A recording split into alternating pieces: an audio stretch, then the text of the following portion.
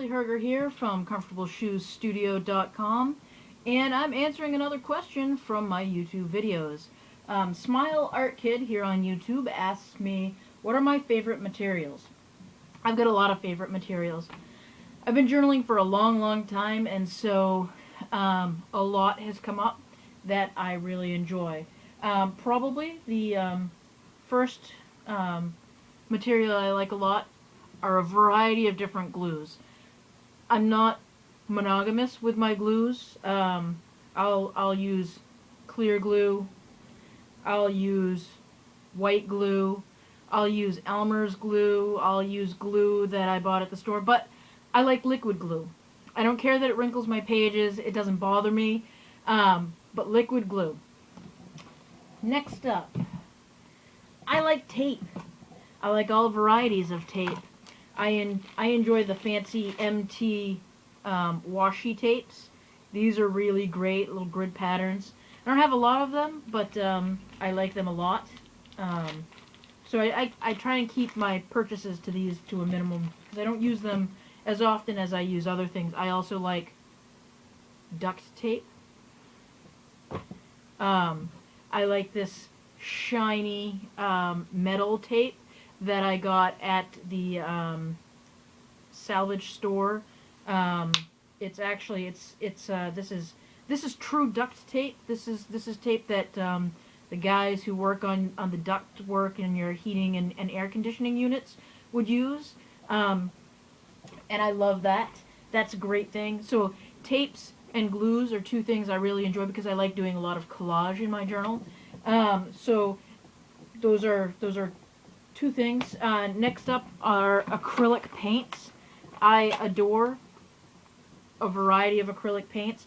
And in my art journals, again, I'm not monogamous to my paint brands. I'll use Grumbacher, which is a pretty good brand. I'll use Liquitex, and I'll use Golden. I don't care. It's my art journal. I'll put whatever I want in it. I'll also use non-archival paints. I'll use Craft Quality if I find it on sale or on clearance. And then I like to apply those with big, fat, cheap bristle brushes. These are the sorts of brushes that you find in art supply stores for like 99 cents a piece, or you buy a big pack of big wide brushes like this for something like, $9. You'll get a dozen of them, or 2 dozen smaller sizes. These are great because they're bristly, they're stiff, and who cares if you ruin them. So that's another thing that I like. And I like gesso. And I like thick, gritty gesso. My favorite brand of gesso is Liquitex Basics, and it's the only art supply that I'm truly monogamous to in terms of art journaling. I just like how gritty it is. If I want it smooth, I can sand it, and it'll be nice and smooth. I should take it back. Liquitex Basics does not make a black gesso, and I have a Bob Ross black gesso. So I use that sometimes in my journal, and that is really like silky smooth. The Liquitex Basics, what I do with it is I put a bunch of it into one of these little, this is like a kid's paint container. No spill, no mess. It was really cheap. It's got this rubberized silicone top, and I can take out of this, or I can just go directly into the container to take stuff out of it.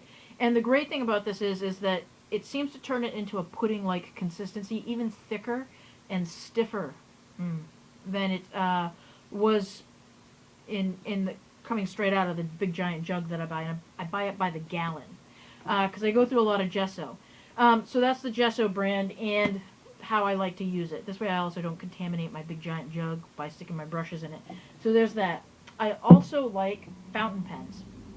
And I've come to the realization that I am not an expensive fountain pen user. I bought a relatively expensive fountain pen and I didn't like it. I have a couple of cheaper fountain pens and I like those a lot.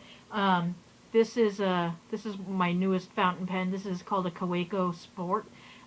Medium nib, great flow. It's converted to an eyedropper, so the entire body of the actual pen holds a ton of ink. It holds 2 milliliters of ink, which is a gargantuan amount. So I love fountain pens like that. And I fill them with Noodler's brand ink. Noodler's is an American-made brand of ink. The guy who creates it is kind of nutty and wacky. And he, I believe, lives here in Massachusetts. Actually, I could probably go over to Nahant and visit him. So he makes it here in the U.S. Some of it he actually makes in his kitchen sink, I've been told. Their black color is what's called bulletproof, and it will lift a little bit, but it's made to be forge resistant, so it actually bonds with the paper, which is really cool. So it's a little pricey at $12.50 or $13 for a bottle this size. This is 3 ounces. But this has taken me, I'm not done with it yet. I'm probably about, I have a quarter of a bottle left, and it's taken me a year to go through that, and I've got a bunch of pens filled with black ink. This is another bulletproof color by them. They come in 1 ounce, 3 ounce, and this is a 4.5 ounce eyedropper of blood red color. This one is not bulletproof, but it's just such a cool color. I mean, where do you find blood red ink? So anyway, Noodler's ink, another favorite of mine for drawing, sketching, writing. It's a great ink. If you can, there are some websites where you can order samples of them if you're interested in trying out. I'll do a whole video. How's that on fountain pens? So I'll skip that and we'll talk about it later. Another thing that I like are what I like to refer to as cheap-ass ballpoint pens. This one's from the Holiday Inn. Super cheap, fine points, medium points, broad points. I like them all. I also like Pilot G2s. I don't have one right here to show you.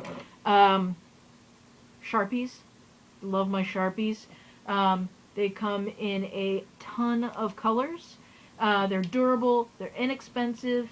They don't lift very easily unless you're putting acrylic paint over the top of them or something alcohol-based.